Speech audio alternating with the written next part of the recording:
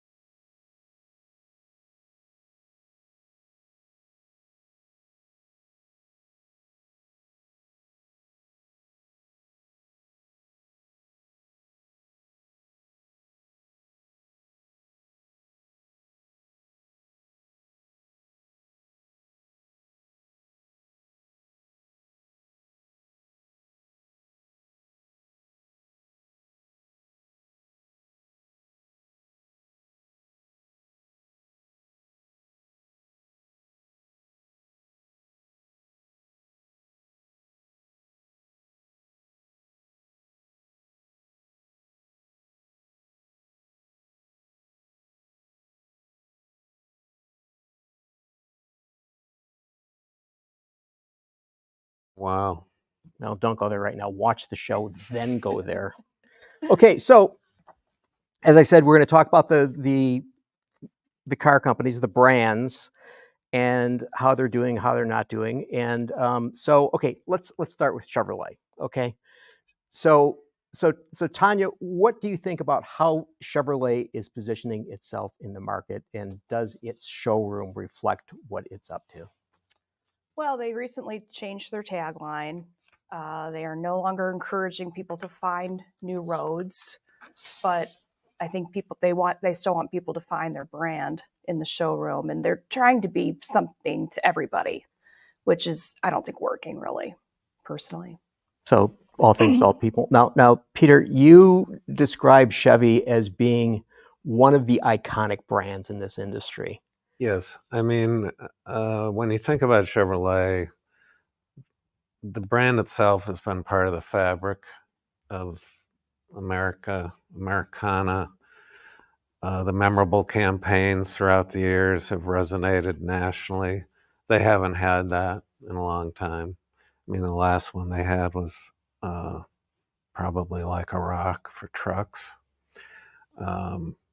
They've been responsible for some of the most iconic ad campaigns, Heartbeat of America, Baseball Hot Dogs, Apple Pie, Chevrolet. But lately they haven't lived up to that at all. And I think it's dragged the brand down quite a bit. I think their ICE cars, they have a nice array of ICE cars. You said you're driving the tracks right now, and Yep. I mean, it's an impressive vehicle. It's a lot for the money. You get a lot for it. Yeah. It's not a bad vehicle. I'd recommend it to people. But from a marketing standpoint, I think they're struggling. But after Find New Roads, they went to Together We Drive. Which, you know, it's not big enough. It's not Chevrolet. It's just, yeah, the market's changed and Chevrolet isn't what it used to be, but still, it just lays there, and that's too bad. I don't care for it at all. Well, okay, so one of the things that I wonder about is that, okay, isn't Chevrolet basically morphing itself into a truck brand more than a car brand? I mean, that you look into the showroom, you have your choice of crossovers, which I would lump into the truck category, and then things like the Silverado and the Colorado. Yeah, it's trucks and SUVs, and they've got a new Bolt coming. They just announced yesterday they're not going to build the Malibu Yeah, anymore. the Malibu goes the away. So that's the last one, right? Yeah. In favor of the next. Corvette and Camaro. Camaro's going away. Camaro's going away too, right? Corvette is great. So you think Corvette should be a brand unto itself? Yes, I do. Why? Well, because Chevrolet doesn't use Corvette as it used to be. There's a little bit of Corvette in everything we sell. That was Halo, the brand Halo. That was about 50 years ago when they tried to do that. That was like the young family coming in, looking at the Corvette and buying a Malibu way back when, or You'd feel good about the Malibu because there was the Corvette in the Yeah, corner and you but- were associated with the Corvette. But neither Chevy or GM has ever used Corvette as a technological spear, the tip of the technological spear for the company, which it is. So I'm thinking, well, since they are coming out with multiple Corvettes, different segment Corvettes, it might as well be a brand unto itself. They are coming out with additional Corvettes that are not two-seat sports cars. So what's your If take on Porsche that? can do it, why not Corvette? There could be a Corvette SUV. There is going to be a Yeah. Corvette SUV. But I mean, I just wonder about like saying, okay, maybe this isn't the right place for Corvette. Maybe the Chevy dealership is not the right place. But wouldn't it be more cost effective, say, if they just said, okay, let's just stick it into the Cadillac showroom, and that there would be like the Cadillac / Corvette boutique sort of thing? I don't think so. I think Cadillac is going in their own direction for that upper strata car company. I think Corvette could exist by itself. Am I advocating building separate brick and mortar for them? No. I mean, That wouldn't be cost no, effective. they can still operate out of Chevrolet dealerships. It's just that the corporation itself has never supported Corvette with the marketing that it deserves. I just like to think about what if Porsche had the Corvette, Mm-hmm. what they'd do with it, and that's when I would like to see Chevrolet and GM rethink what they do with the Corvette, because it's clearly one of the finest machines in the world, and you can throw the old disclaimer about for the money, because it just is now. Mm-hmm. And when the ZR1 comes out and the much rumored Zora, I mean, it's one of the premier world's performance cars, and I just think it just doesn't get enough care and feeding. It's interesting that we sometimes talk about General Motors not having a hybrid vehicle. And if you think about it, that basically everybody's like, well, since they got rid of the Volt, they no longer have a hybrid. But they do. The E-Ray, the Corvette E-Ray. Which is just announced as the new pace car for the Indy 500 in 3 weeks. But I mean, before an announcement like that, does anybody know it exists? No. Not very many people. Right. I mean, and so this, to your point about giving the support and the visibility. It's always been in the attitude in GM has always been, well, the Corvette sells itself. We don't have to spend money on it. It sells itself. But I always said, well, yeah, but you aren't using it to proper effect. And you just brought up a good point. No one knows about the E-Ray. There maybe some people who watch the Indy 500 will know it's a pace car, but they don't know it's a hybrid. They don't know it's all-wheel drive, and they don't know anything about it. No, maybe they'll be intrigued by it. That is a huge audience, the Indy 500. So that is marketing, getting it to be the pace car. Although I think that, if somebody if you just look at it, you're just like, Corvette, right? You don't say, hybrid Corvette. Yeah. You just say Corvette. Right. And it's got that peculiar E, which I think when I first heard about it, it's like, oh, it's an electric Corvette. Well, it's an electrified Corvette. Electrified Corvette. It's not an electric Corvette, and it's fun to drive. I mean, it's a wonderful car, but C8's a wonderful car, so they've got that going for them. Well, okay, so we mentioned Cadillac. Now, Peter, you said Cadillac marketers have the monumental task of creating that magic "I want one" for the brand. Exactly. Okay, but is it the marketers that need to create an "I want one," or is it the designers and engineers that need to create an "I want one"? Because I'm trying to figure out what the hell somebody really would want from Cadillac right now. Yeah, well, the product was, and always will be king. So the product, it does no good to have a brilliant marketing plan if you don't have great product. Cadillac happens to have some really good products. They've blown the introduction of the Lyric, unfortunately. They're just trickling out now. I think it's a fine entry into the EV land. They had two of the finest performance cars this side of the Corvette in the CT4V Blackwing and the CT5V Blackwing, which are considered, world-renowned performance cars. But Cadillac has a problem in trying to figure out who they are, what they do, and why.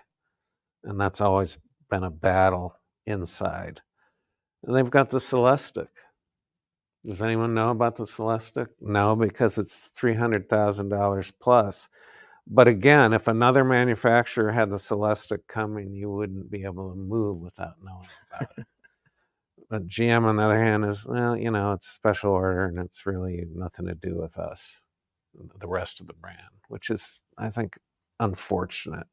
I think Cadillac needs, again, they've got some excellent products. They've got some excellent products coming, but the marketing is falling flat. It always does for some reason. So Tanya, do you find, so last week there was the announcement by Cadillac of like, maybe we're not going to really be the all-electric brand like we said we were, and we'll. That's what I wrote my column about this week. I mean, it's just they're trying to say that they never said they were going to be the all-electric brand that was misconstrued. No, I pointed out in my column that's exactly what Mary Barr said. I think it's a huge hedge, and all of a sudden, like you said, they were going to be all EV 2030. Now it's like, we're going to make ICE vehicles. GM's going to make ICE vehicles as long as they're selling and contributing to the bottom line. And I think that's going to be well past 2030. It's just inevitable. So I mean, what do you think that this does to people's perception of what Cadillac is? I think a lot of people don't want EVs, and if they keep making the gas vehicles, they'll probably do very well. And the Lyriq is a great vehicle, but as you said, the rollout was terrible. Devastating. They're going to have to do a much better job with the Optic when that comes, which is a less expensive EV. The problem is it going to really be a less expensive EV? Well, less expensive than the Lyriq. Okay. Yeah. But I know people who are still calling it Lyriq, so they're clearly not doing a great job with marketing the Lyriq. They're going to have to do better with the Optic, or else we're going to get Optique. I like that pronunciation for the Lyriq, though. It sounds more exotic. It's all right. So sticking somewhat with the mainstream, let's talk about that wonderful brand out of Dearborn, Ford. Well, it's another case, as is GM, where they got way over their skis with the EV thing.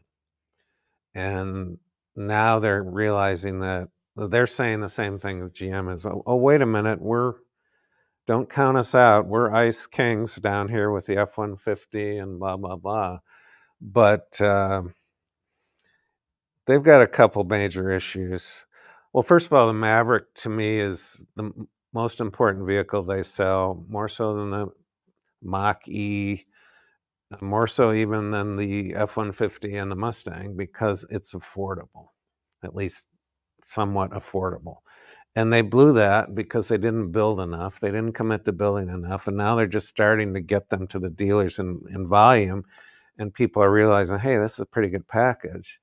But I think with Ford, their two big problems are the ability to launch a vehicle and their consistent, repetitive quality issues. Until they address that, I think they're always going to be doing the 3 steps forward, 5 steps back dance of mediocrity. I mean, the F-150, let's face it, it's a franchise product. It's great. But all of a sudden, they're cutting way back on Lightnings. Because guess what? The real pickup owners want pickups to do real pickup things, and the EV pickups are severely limiting in what they can do when you ask them to do pickup truck things, tow, you name it. That's when the range goes to nothing, and all of a sudden, the early adopters of the Lightning, I bet, are wandering back to the regular ICE F-150. So what is Ford? I think Ford is going to be an interesting brand to watch from a marketing perspective for the next year. They just hired a new chief marketing officer away from Toyota, and she is Lisa Matarazzo. She's very well respected and very, very smart in terms of balancing, the wants and needs of customers and not feeling like you have to go all in on EV. I mean, Toyota has been, not that we're talking about Toyota, but they've been very even-handed We can talk about them next. in their treatment of EVs. But I think she brings that experience over to Ford. And their last chief marketing officer was from Silicon Valley, and that didn't work out. So I think they're going to do more interesting things under Lisa. Well, I hope so. The problem for Ford and ultimately for Lisa is that there's one CMO at Ford.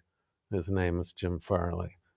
And he parachutes in, gives pronouncements, and then helicopters out and leaves a wake of chaos behind him. So Dearborn has a way of swallowing people whole.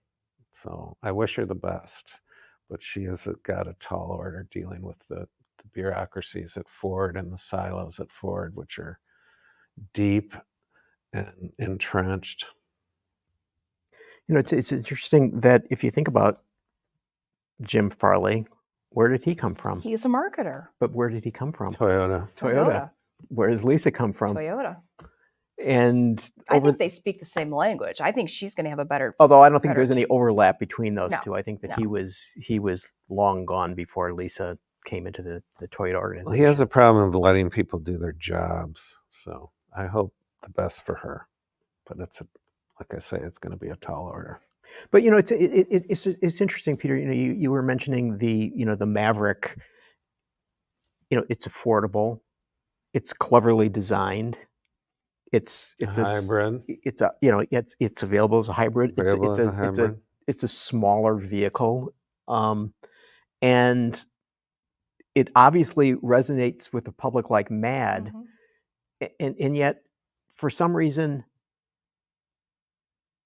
the company really hasn't taken advantage of that. Now, maybe that goes to the point of they're just not able to build the problem. as many as they need. Yeah. But well, they never got behind it like they should have from the beginning.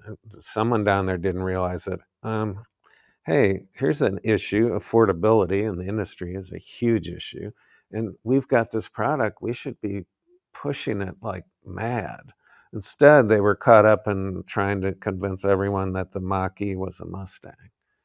So in the meantime, they can't build the Maverick, and the Maverick is kind of organically bubbling up with consumers like, hey, this is a pretty good package. And, let's face it, the pickups of today are just way too big. And the Maverick is a great size. I mean, the Colorado today and the Ranger are the size of full-size pickups of 15 years ago or something. They're perfectly adequate for most people. Sure. So they just didn't invest themselves in the Maverick, in their own product, and it suffered for it. Now they're starting to build them and everything, but it's too bad because I still think that's their most significant product of the last half decade is the Maverick. So Tanya, I mean, does Ford articulate a message to consumers that is beyond built Ford tough? I mean, I just try to think of they used to have a better idea. Remember when they had the slogans like that, and it was like covering everything. But now it's just like, okay, we push the F-150, and then they're an iconic brand like Chevrolet is. I mean, they're one of the iconic brands in the industry, and they tend to live and die with their latest ad campaign. I mean, when they'd had the Dennis Leary voiced over F-150 campaign, that was pretty hot. Ever since then, they've got Bryan Cranston, but it just doesn't seem to hit like it should. So what is Ford? Again, it's like Chevrolet. They're always there, and they're up and down. If they have a hot ad campaign, they're hot. If they don't, it's like they get lost in the shuffle.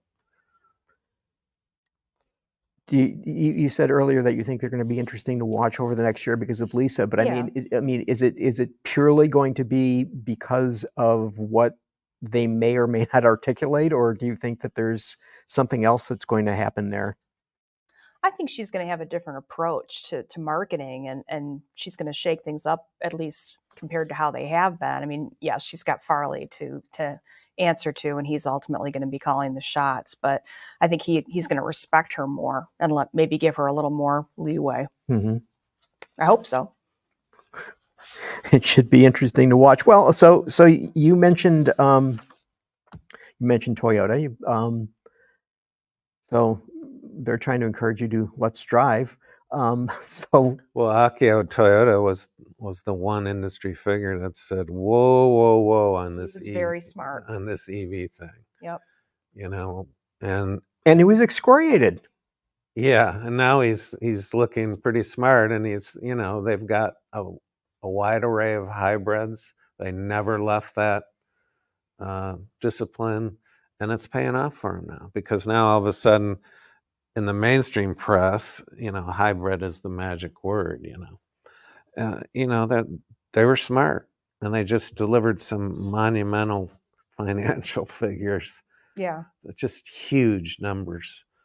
And yet their CEO got up and say, well, don't expect that this time, because we're probably going to be 20% reduced from that, because we're going to reinvest this money in our product and our people and our dealers. And it's just like, wow, that's radical stuff. But they do that all the time. They take the long view when others are, jumping around, and Akio is right.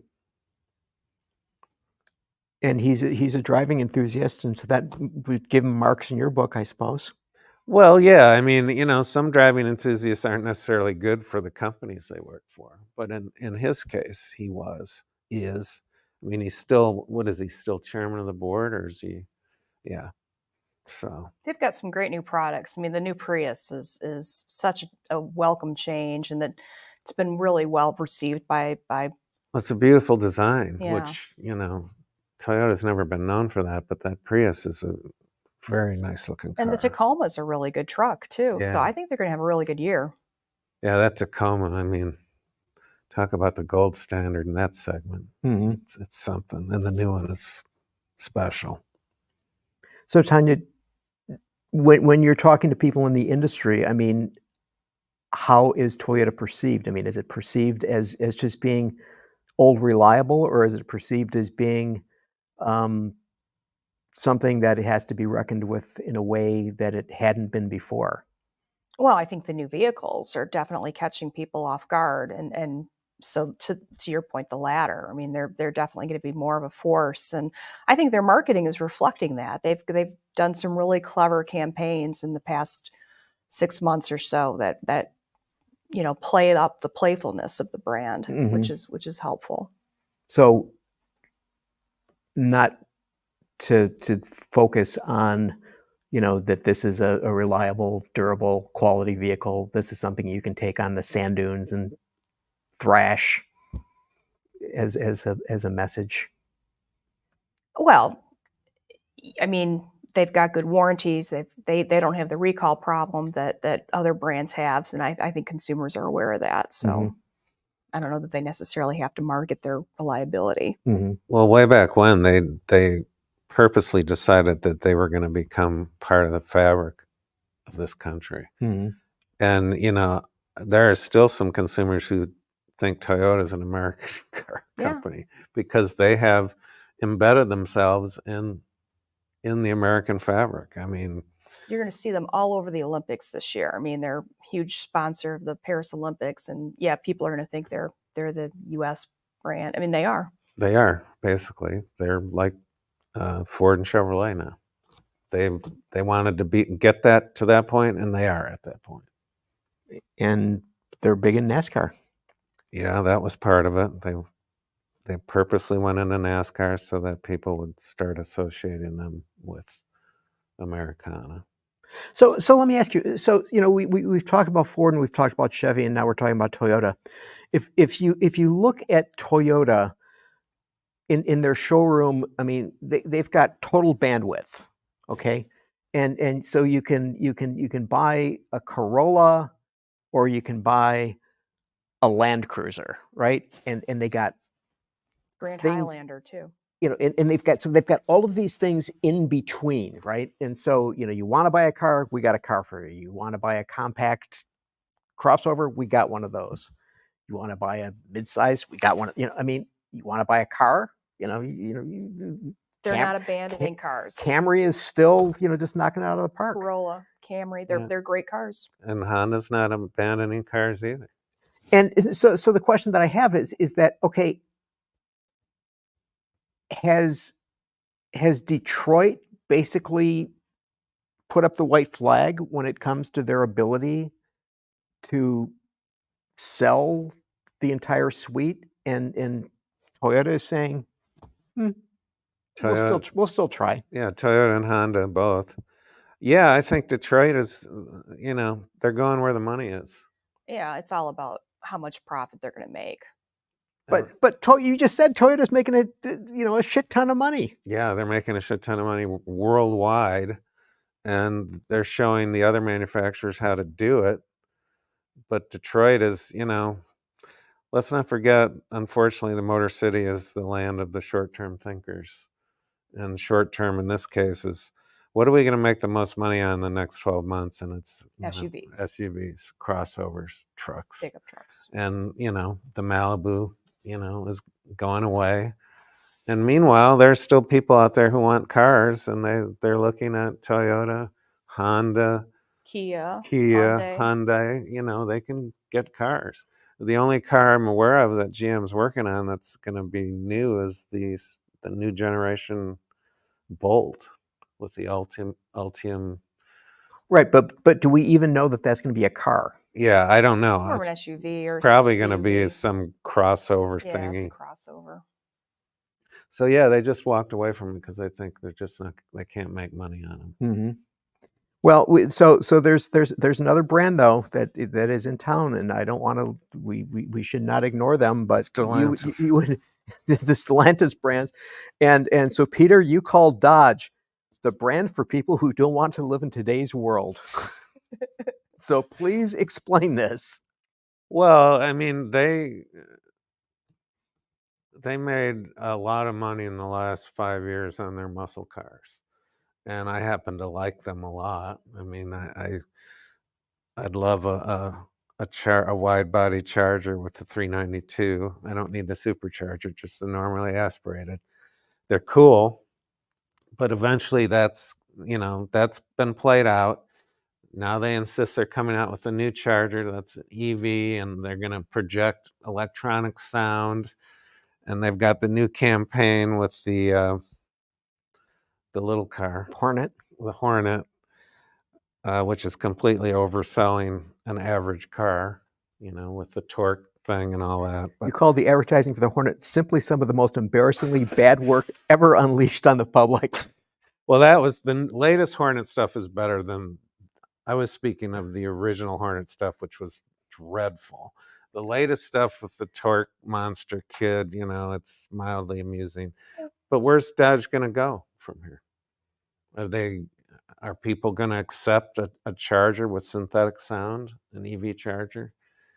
I think they're going to lose a lot of the people who were all in the last 5 years.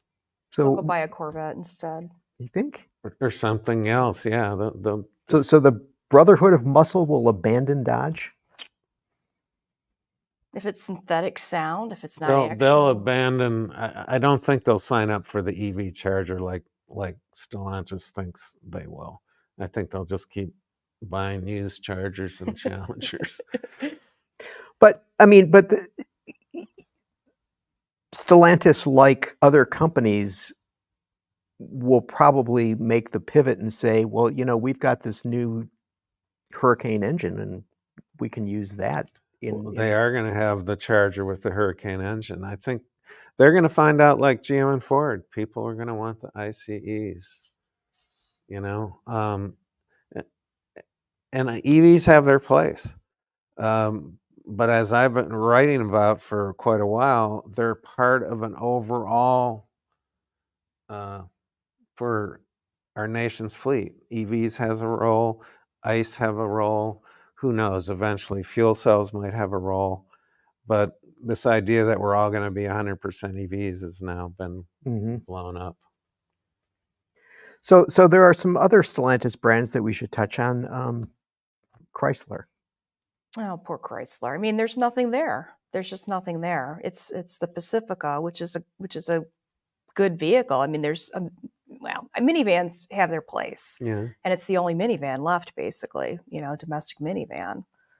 So I don't know what's going to happen to that brand. Chrysler is another ghost brand. Ghost brand. Okay, so yeah. Okay, so I agree. So to quote you, would you miss it?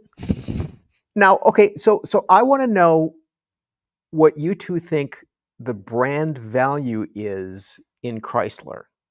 Okay. Now, once upon a time, and it wasn't all that long ago, but back in the days of Daimler Chrysler, and there was tremendous hue and cry in Detroit when it seemed as though one of the crown jewels of this industry, of this city, was going to be going away, and now it's gone away.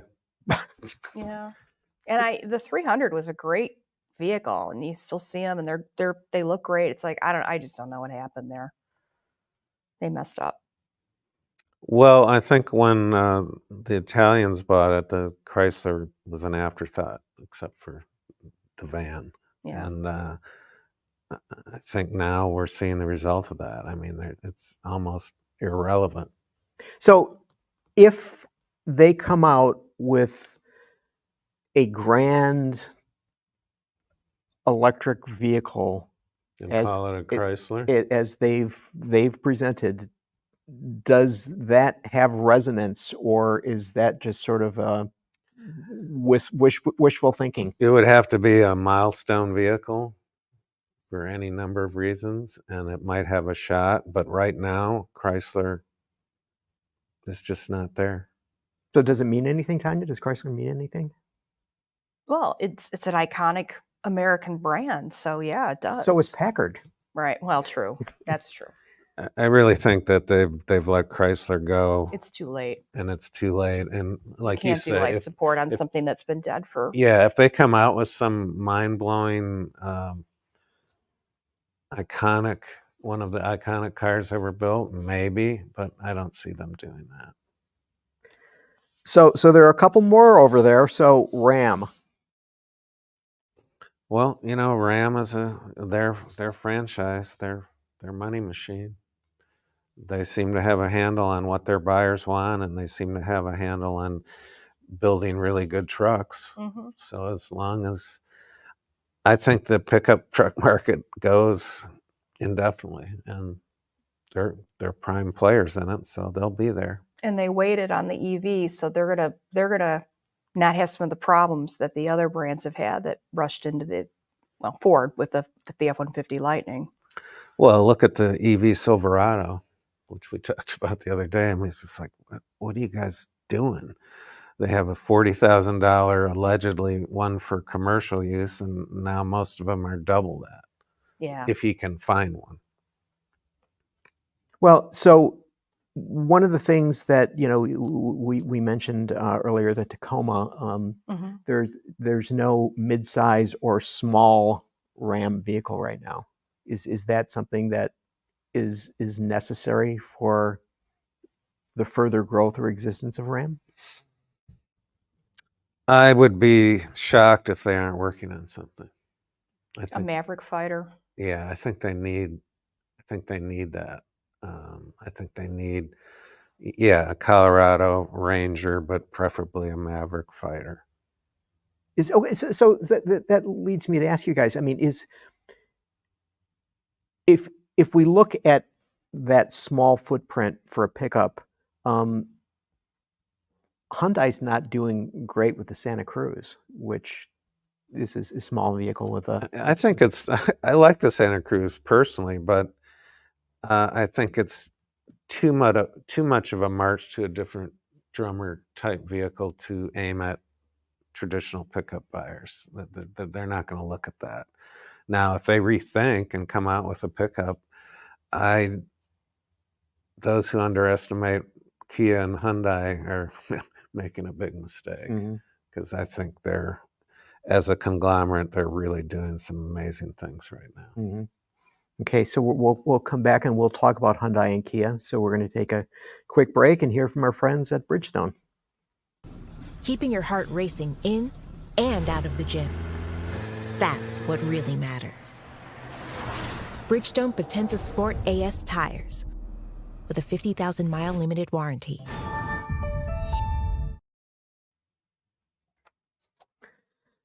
So Tanya, Hyundai over the years had some very clever advertising for its vehicles. I mean, who can forget the ghost car? Was it ghost car? Yeah. When they were the automatic parking.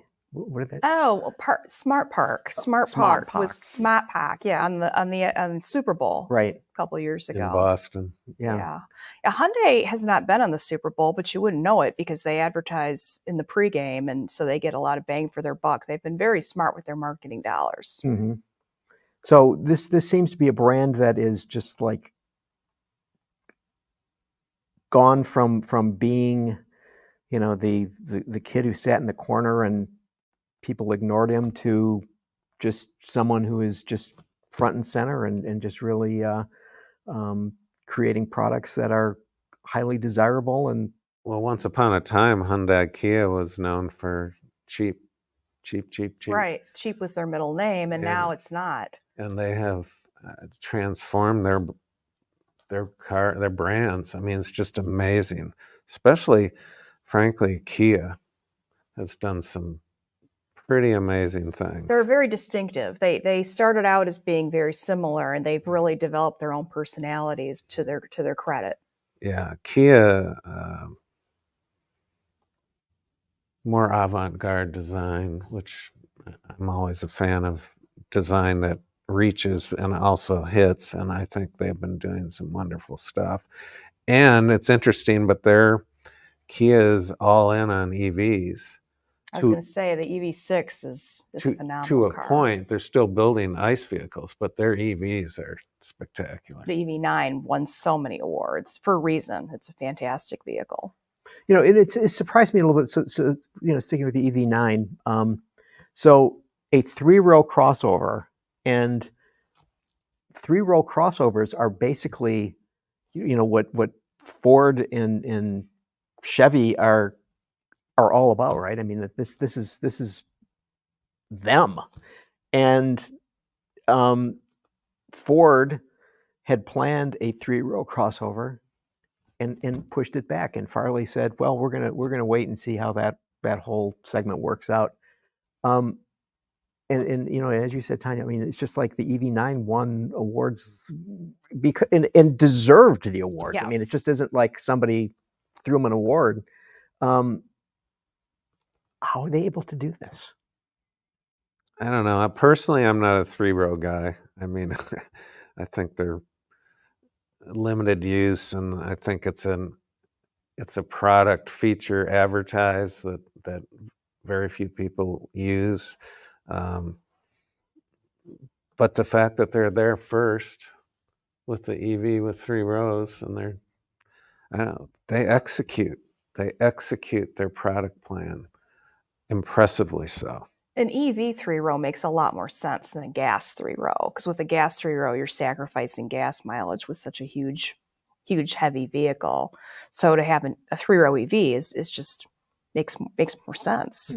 And they are sought after. I mean, people with their kids in gear, they need the space. I know, maybe for somebody who's an empty nester, it's not practical, but there's a lot of people with kids in gear. So let me ask you, we were talking earlier about Toyota and Toyota being, perceived as part of the fabric of the United States, part of the fabric of America. That took a lot of work for them to do that. It took a lot of work for Honda to do that. So Hyundai, Kia, Korean brands, with U.S. plants. with plenty of Lots U.S. of US plants plants that they play up constantly. and building more. So do you think that they're as accepted in the market now as being mainstream brands rather than things that people buy because of, once upon a time, because they were inexpensive cars and that was the only thing that was available to them? I think their images have been seriously transformed in the last 3 years. I mean, the tipping point was the Telluride. When Kia brought out the Telluride to universal praise by auto journalists, I mean, that set the brand on a completely different course. And so I think their brand perception out in the real world is really good now. I mean, it's quite a story to be transformed in less than a decade, half decade. EVs are only going to help that, because as people start to buy EVs and find out which ones have discounts and which ones don't, the ones with plants in the US who are giving the discounts are going to be perceived as more of a US brand because they're getting the tax write-off. Right. But, if we were to look at the Hyundai lineup, I mean, they have plenty of ICE vehicles there. I mean, that you can still get those for people who are not necessarily interested. And while I would say the Hyundai design language is not as... It's not as strong as Kia. But it's certainly stronger, I would say, than what we see from many, many, many brands, that these guys are basically saying, okay, we want people to pay attention to our cars. We want people who buy our cars to have something that their neighbors will see. The Hyundai Santa Fe is very striking. The new SUV. The new one is it's really impressive. Huge departure from their previous design ethos. But the question that I have is that, okay, and Peter, you've been in this industry for a long time and have known lots and lots and lots of people throughout the ranks. There seems to be a tendency to say, let's play it safe, because if we play it safe, we'll reach a greater number of people, and as a result, we'll sell more cars and make more money. Yet here we have Hyundai Kia that seem to be counter to that. Yeah, they're not afraid to have a point of view, which a design point of view, it can backfire, yes, but when it hits, it's transformative, and that's what they're doing. Hyundai is too. Kia's more so, but they're resonating in the market. People are embracing the Korean brands. It's impressive.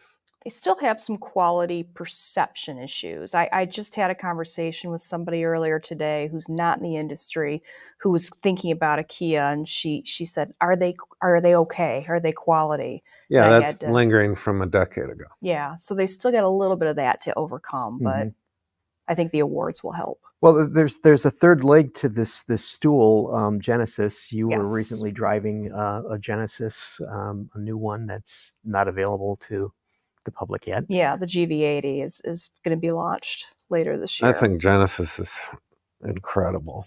I mean, they're doing some incredible stuff. The only thing I pointed out in my brand image meter is they have to watch to avoid veering into arrogance. They're right on the edge with the Genesis, but it's a fine product.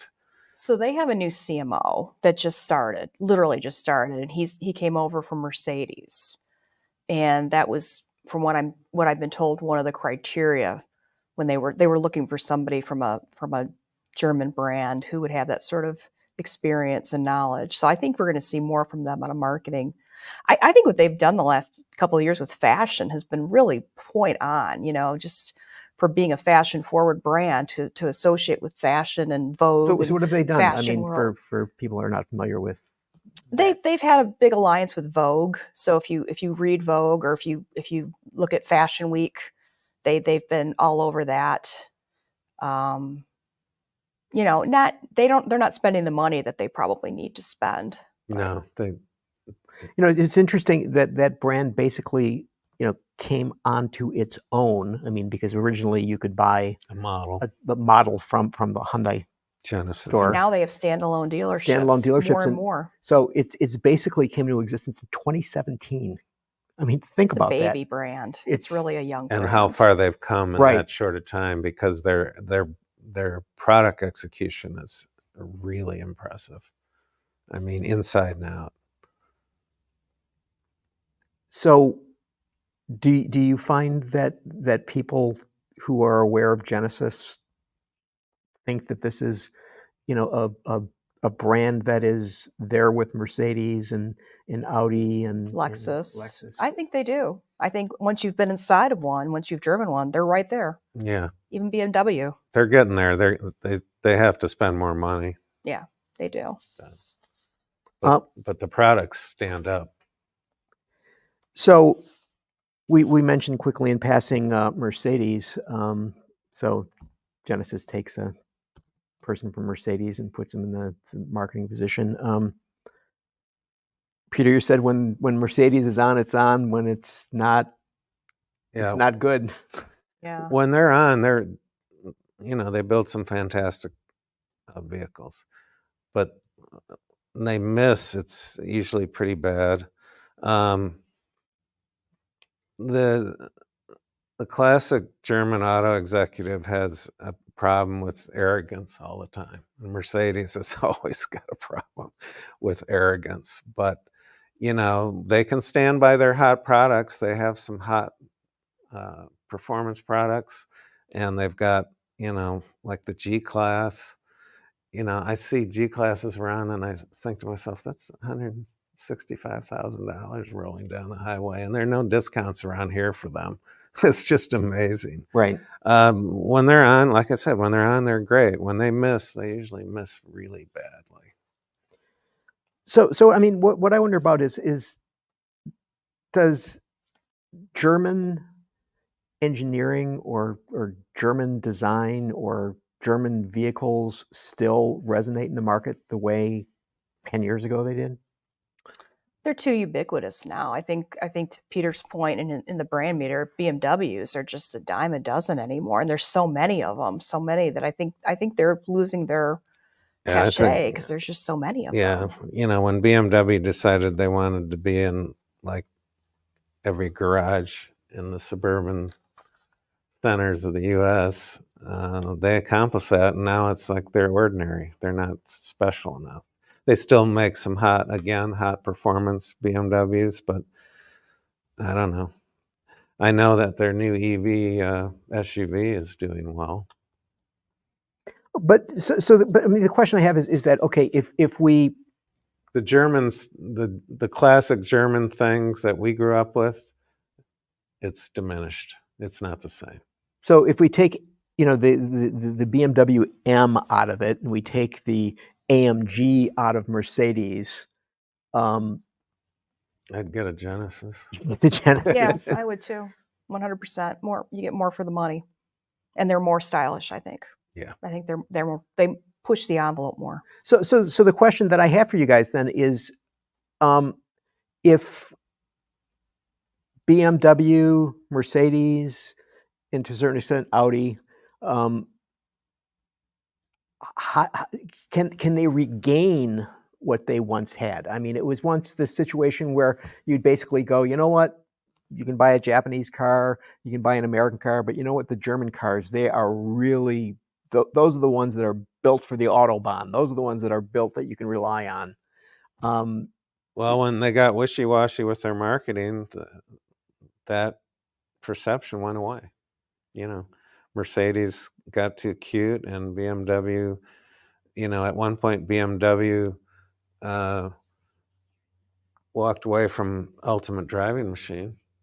And I remember talking to BMW dealer principals that were just besides themselves they were so incensed what a mistake it was. And it was, and then they went back. Now it's the Ultimate Electric Machine or something like that. But Well, the dealers still use Ultimate Driving Machine. They I mean, haven't they were smart abandoned enough it. to Yeah. let the BMW North America honchos do what they want, but they stayed with what brought them there. So the German thing is, it's diminished. There's too much. There's too many competitors. The democratization of technology that's available to all these car companies around the world. I mean, they can all dial it up. Whether they get the ingredients just right is another thing. But so the German, the classic German, we're on the precipice, and everyone else wants to get up here. It's not there anymore. You know, they've made too many mistakes along the way, and now people have too many choices. And like I say, I mean, if I'm looking for that kind of vehicle, I'm going to look at a Genesis before I look at a Mercedes or a BMW. And Audi, I don't know. Like I said in my brand thing, Audi has the most arrogant press releases that I've ever seen, and they really think that they're something that I don't think they are anymore. So they've got a problem. The German companies have a real problem with gaining back that image. Maybe they never will. So, I mean, you're mentioning the democratization of technology, and I just basically wonder, okay, if the industry is making the shift to electrification, let's not go all the way to electric, because I think we've pretty much concluded that that's going to happen, but let's not get ahead of ourselves here, okay? And so if you think about technology, do you necessarily think about, like, when's the last time somebody bought a German computer, right? I mean, it's just, it's not a thing, right? Yeah. But people buy computers that are built in other parts of the world, and or if we think about phones, like, basically it comes down to, you either buy an iPhone or you buy a Samsung, right? And Samsung, Korean company, technology leader, right? So you have Genesis, you have Hyundai, you have Kia, associated with that technology, and so generationally, it seems that younger people are like, sure, I'd buy a Korean car. Why would I buy a Korean phone? Why the hell would I buy? Right. Yeah. Well, the thing about the EV thing is that the democratization of technology underneath the skin, a lot of it's similar.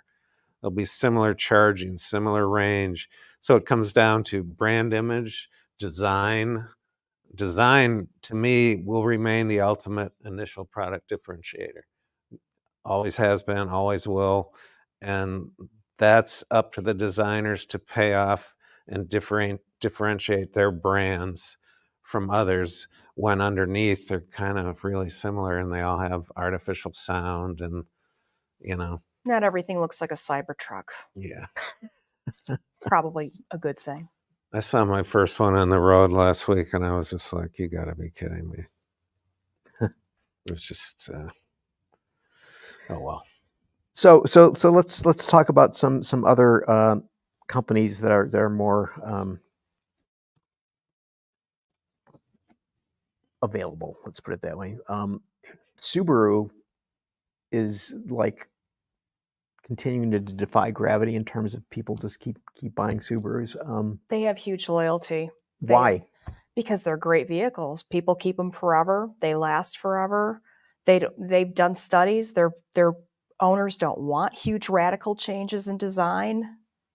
But okay, so when you have a brand that that lasts long and people keep them, they're safe. They trust them. That's not doing much for new vehicle sales, right? I mean, it's just like you want them to buy a new one. I think the secret to Subaru's success is their marketing with animals. Their dog advertising is just spectacular. I mean, there's a huge number of pet people out there, and I think Subaru has landed on that niche, and they're playing it for all it's worth. Are their cars interesting to look at? Not really, but they've nailed it with their buyers, and they haven't wavered. And I think the dog component, the pet component is hugely important to their buyers. Okay, so how did someone in a meeting at Subaru say, you know what, guys, we're going to sell to pet owners?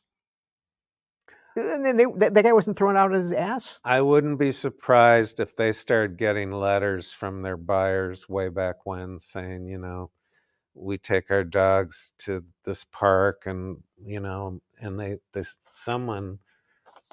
some smart person just, you know, interpreted that as, you know, we've got a thing going on here and we need to do more with it. I mean, that's as simple as it probably happened, and wow, it's paid off. They stuck with the same agency for a long time, which Carmichael Lynch is the agency that developed that campaign. Mm-hmm. And they've just continued to evolve it and make it, you know, interesting and fun and relevant to playing up brand features. Mm-hmm. So it's not just putting a dog in a car. It goes beyond that. Yeah, it goes beyond that, but they've certainly made the most of that. Right. Yeah. Which just, I mean, it's obviously working, but it strikes me as somebody really went out on a limb. Oh yes, I'm sure somebody did. To say this is what we're going to do. You know what I mean? It's just like, come on, yeah. You know, I know lots of people own pets, but still, we're selling cars. I think they took a shot at it, you know, many years ago and got huge response, and they kept going back. And they support the ASPCA and they support shelters. I mean, it's not they really take it the whole 9 yards. Right. Right. And they have a lot of eco-friendly and the environment is their other big marketing push, and it makes sense. You know, if you want to go visit a park, you should support the parks, and they support the parks. All right, so let's quickly get to some other brands that we've not touched on. How about Jeep? Yeah. As long as Jeep operatives are blinded by their insufferable arrogance and their outright pricing greed, the brand will be ripe for a broadside from Hummer, said Peter DeLorenzo. Well, what is it? Was it like, is it 13 straight quarters where their sales were down, or something like that? And I attributed that solely to their pricing. They have gotten greedy with, you know, when you're talking about $70,000 Wranglers, something's wrong. And they've gotten away from the Jeepness of Jeep, and I attribute it to the pricing. I mean, if you've gone on the Jeep website and configured a Wrangler and get to the point where you kind of like what you have, I mean, the prices are just stunning. And like I said, I wouldn't be surprised if Hummer is working on a direct hit against the Wrangler. Not a 5,000-pound Hummer, but like, you know, a 4,200-pound Hummer that's the size of a Wrangler that outdoes the Wrangler. Jeep's ripe for that because they got too greedy in their pricing. They're too arrogant, and it's caught up with them. And I kept reading these stories. Well, you know, we're down 13 straight quarters, but we know what we're going to do. And I kept saying, you know, where's the mention of the price? You know, I'm sure they there's just fire their president. And yeah. So I mean, they basically were going to have, you know, Wagoneer as a brand unto itself, and then they decided it's not working out so well. Let's just bring it into the mothership. Do you think that they're sensitive over in Auburn Hills to what Peter's talking about? Yeah, I do. I mean, I think now they are. They're like, they have to be. I mean, and okay, so what has the impact of Bronco been on them? oh, I think Bronco's been significant. Huge. Yeah, it's taken huge sales away. So it's more affordable and it's a better made vehicle. So is it recoverable? It wasn't initially. Right. I was going to say, once you get past the recalls. Is it recoverable for Jeep? Yeah. They need to come out with an all-new Jeep that's probably smaller than the Wrangler slightly, and is so good and so content-laden and so reasonably priced that it's just an undeniable hit in the market. In other words, they need their own Maverick. You know, it doesn't have to be a pickup, but you know, they need that kind of a vehicle. And until they do that, I don't think they get it back. Okay, is this an electric vehicle? I think it needs to be both. Hybrid, maybe. Yeah, hybrid. I mean, since everyone's hedging their bets now, I think hybrid would be Okay. smarter. All right, Lincoln. They've got some new product coming out that definitely pushes the technology envelope, but It hasn't hit the way it should have. The name Lincoln is one of the great names, but it just hasn't resonated in the market like it should have. And I think they had production trouble, sales trouble. They seem to be flailing right now. Some of their advertising is really good, but it's like advertising in a vacuum because I don't think people, Lincoln is just not top of mind. I mean, Genesis is, again, but Lincoln Lincoln had a bump when they hired Matthew McConaughey, and that's when their awareness started to recover. But then something happened, and now it's back on the decline again. Yeah, they stayed with Matthew too long. I mean, he was good, but that window is so narrow to use a celebrity like that. But you're right, it's fallen back to where it was before they were thinking about bringing it back. I mean, it's just, it's an afterthought. It's too bad. So Lincoln has become an all SUV brand, as has another I want to ask you guys about, Buick. How do you think they're going to do in the market? Well, the Invista is really reasonably priced, and I think that's attracting a lot of attention because prices have gotten so out of hand, and the Invista has a lot going for it from a style standpoint. Yeah, it's got a so design point of view. Yeah, and it does. It's a nice package. They use the Wildcat concept as sort of the jumping off point, and you can see that, and it's a fun vehicle. Yeah, they didn't deliver on the Enclave. The new Enclave, I just don't think makes it. And I'm reading their press release that it's influenced by the Wildcat. I was just like, if you squint real hard, maybe, but I don't see it. The thing I wonder about is that, if we go back to the the classic Sloan stair step for General Motors, in that you had Cadillac at the top and you had Lincoln, or I'm not sorry, Buick, Yeah. right below them, and when you talked about the Invista, first thing you said was it's got a good price. Got a great price. Okay, and Well, it's just like so. Let's not forget, GM was all in China for Buick. Now they've completely done a 180, and now they're all in to the U.S. market with Buick. And the Invista is the first of that, with the Wildcat influence. And they've got a new tagline about design. Exceptional by design. Exceptional by design. It's a little shaky, but the refocus on this market is going to be interesting to watch Buick how it does. But I mean, my question is do people it's- still perceive Cadillac Buick? No one cares about that anymore, except the old Alfred Sloan books. no, but what I'm saying is Buick a premium brand, or is Buick now a brand for everyone? Their redirect is as a premium brand. They've got a ways to go, but that's what they're going to do. So. But again, I get back to this thing. Tanya's first reaction is, "Oh, they got this affordable price. It's great. People need to." Well, and- with prices what they are, it's what right. But sort of hits you. But it would be like, okay, should a Buick owner care about the sticker price?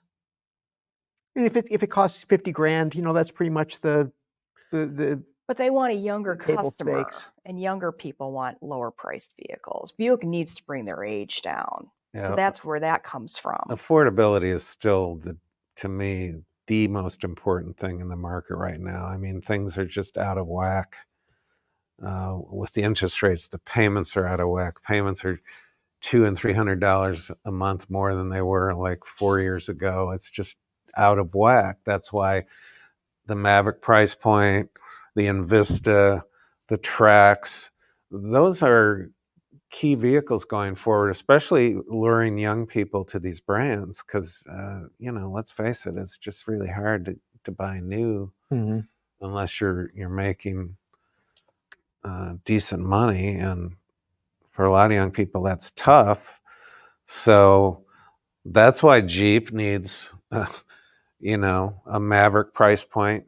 That's why I would be shocked if Hummer isn't working on a Wrangler killer right now, a Wrangler Bronco killer. I'd be shocked if they're not. So, All right, so we're at the end of the show, and I want to close this that we've probably gone 13 quarters with every show mentioning Tesla, so I've got to end asking you. Okay, so here's. Well, I mentioned Tesla. I said the Cybertruck earlier. You did, Yeah. but you didn't say the T word. I didn't say the Tesla Cybertruck. Okay. Right. Okay. Gotcha. So here's a brand that has done absolutely no marketing.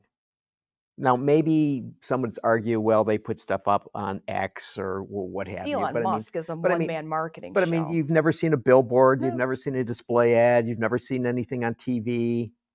I think they've done some in other countries, just Okay, not in but- the U.S. Yeah. it worked for a while. The cult factor of Elon and all that, it worked like gangbusters for a while, but now it's not working anymore.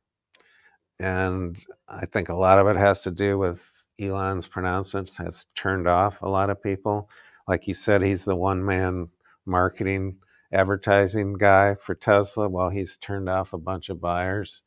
They got overconfident about their ability to churn out vehicles that people want. And now all of a sudden the EV thing is doing one of these.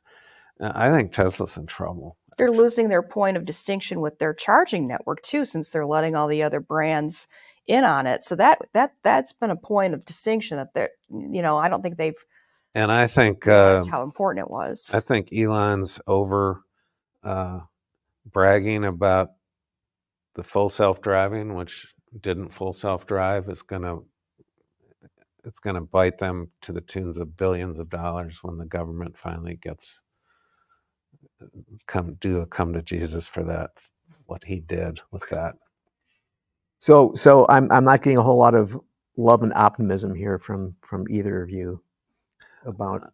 I think Tesla had its run, and it was a good run, but I think that there's, that run is over. You can just feel it, and He wouldn't be lowering the prices the way he has been if it weren't. Mm-hmm. It's for a reason. And he's overcommitted to production facilities now. He's worried, he can't build. He wants to build all these vehicles. Well, they're not selling, so now he has to cut prices. And He could market them. yeah, he could, but Just saying. yeah, he could. Mm-hmm. He probably should, but I don't think that's going to happen because that costs money. He'd rather spend on full self-driving. There you go.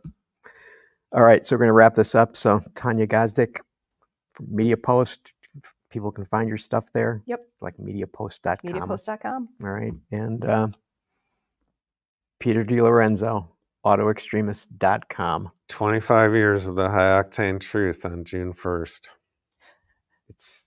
It's amazing. So I want to thank everybody for joining us today, and I hope you enjoyed it as much as I did, because I thought that having these two here was a blast. So thanks to you both, and we'll see you next week. AutoLine After Hours is brought to you by Bridgestone Tires, solutions for your journey.